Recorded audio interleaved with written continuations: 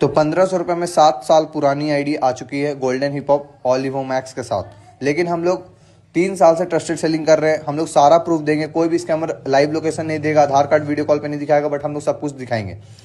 लेकिन हम लोग पहले हाफ पेमेंट लेंगे। कोई भी टाइम पास के लिए मैसेज मत करना। जिनका ही बजट 1000 से ज़्यादा है वही मैसेज करना। ये आईडी जो स्क्रीन में देख रहे हैं वो 1500 में है। पहले आपको 750 देना होगा, फिर हम लॉगिन कराएंगे, फिर आप पूरा पैसा देकर सारा कुछ चेंज कर सकते हैं। मैं पहले बता रहा हूँ, ये कोई मैसेज मत करना कि मुझे आप पे ट्रस्ट नहीं है तो पहले आईडी दो, ये सब दो, ये सब प्लीज़ टाइम वेस्ट मत करना। मैं 3 साल से ट्रस्टेड सेलिंग कर रहा हूँ और हाफ पेमेंट करोगे तो मैं 100% लॉगिन कराऊंगा। ये मेरा वादा है आप लोगों से, और मैं आपको सारा प्रूफ दूंगा।